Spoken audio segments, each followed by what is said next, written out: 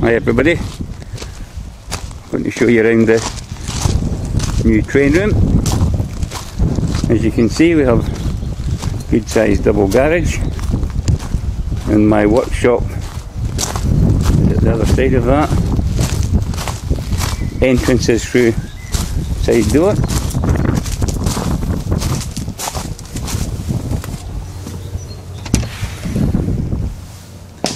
This brings us into my workshop test track area.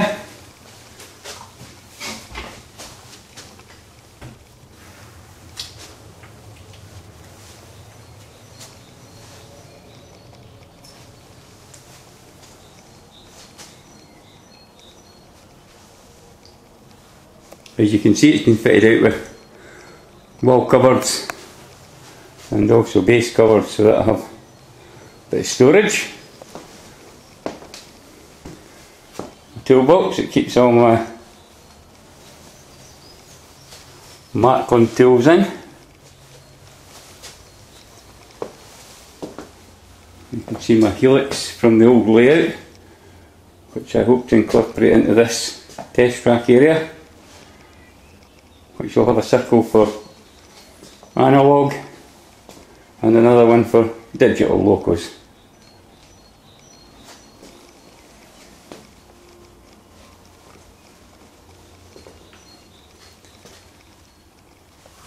In the far corner here, you can see we've got a small toilet area that I'm working on at the moment, getting that fitted up.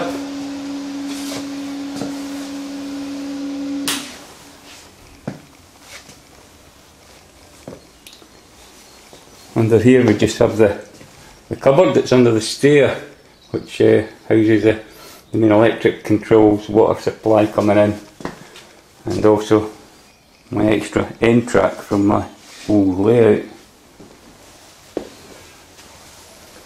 The other door here, it's a fire door and takes us through into the double garage area.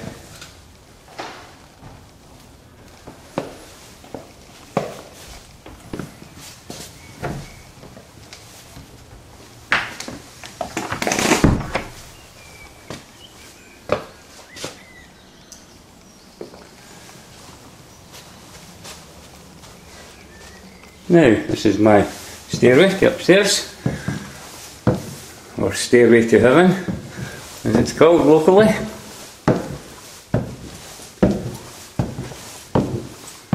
And this is a room that's upstairs in the garage. Now, we'll start off with the size of it. So the room's 9 metres long by 6.6 metres wide. And the layout, as you can see, the framework for it sits in the middle of that room. The layout is 4.8 metres wide by 6.25 long. So we have 30 square metres of layout.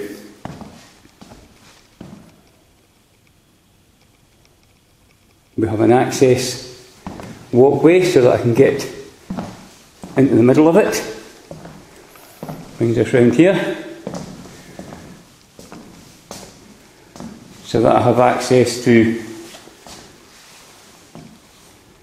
both sides of the layout.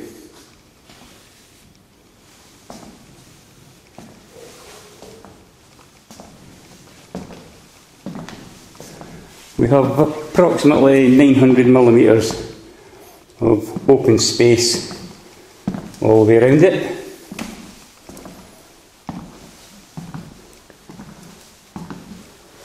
There's a quick view out of the window. That's looking in a north direction. A little bit of a cloudy day we've got today, so can't see that far.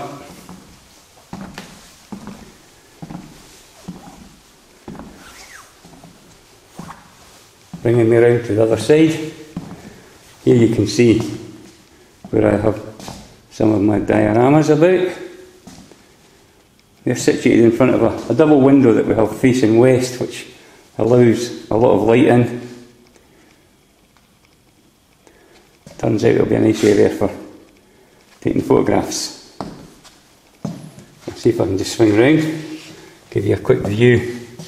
That's what we see looking west. It's actually part of the house there, and then I'll have another triple garage at the far end. And that's our view looking towards the west, which is Glasgow direction. This brings me around. I have my kind of wee workshop area here that will eventually be turned into a small layout for the grandsons to play with. And that brings us back round to the stair end of the layout. And we have a triple window here looking west direction, again, sorry, looking south direction, which again allows a lot of natural light in and keeps the room nice and bright when we have our bit of sunshine. So that gives us a top level, 30 square metres. Now what I have is that the layout's built on 2 levels, and my analogue layouts are all built on this lower level. There'll be 7 of those in total that I'll run round shortly. We have 650mm of clearance between the 2 levels, so it's quite easy to gain access to get into that bottom lower level. I'll start off with the oldest system. This is a 1935 layout, and the layout is taken from one of the catalogues from that time. You can see I've got the cathedral sitting here just as storage at the moment, because as you'll see further round, all my old layout buildings are up here and are getting stored until we have a place to locate them. Right, so moving on, this is the 1937 layout. Slight difference in track design, changing from a 1mm centre rail to a 2mm centre rail. Hopefully that can show that on the video. That's the main difference between them. Working our way around, this section here will be 1937 through to 1948, after the war. I have most of the track for it, but as you can see, again it's being used as a storage area with wagons and some buildings on it. In this corner is my O-gauge electric clockwork layout.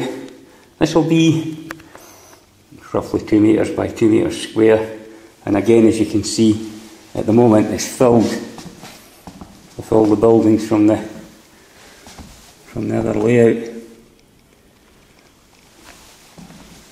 Here's one of my older locos, 1927 R950 clockwork with our tender.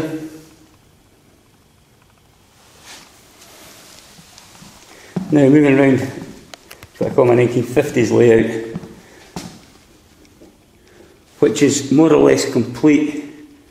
I've still to get it running, get the transformers connected up, get it running, and I've also to fit some overhead onto 2 of the main routes. You can see I've got the masts are already situated there for them, the older style mast for the overhead.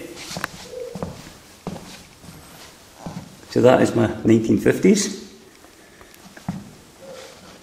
And a couple of the transformers that I'll be using along with that. This brings us round now to the I call my 1960 up to 1990 layout. And this is M-track stud design.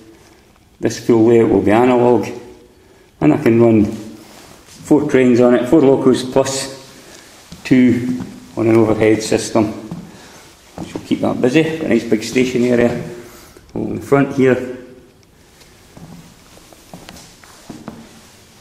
and a double turntable system at this far end.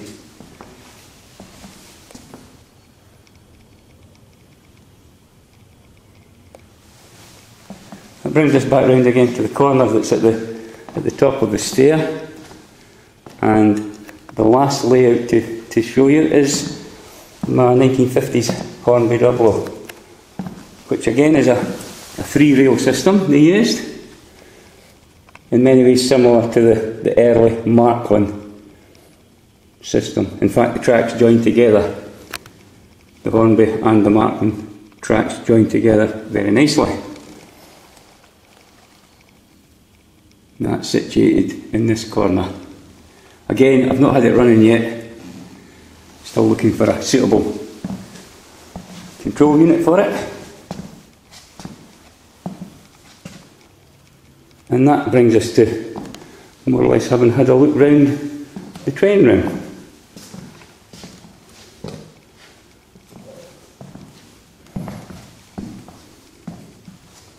So I hope you enjoyed your visit, and maybe someday see you here.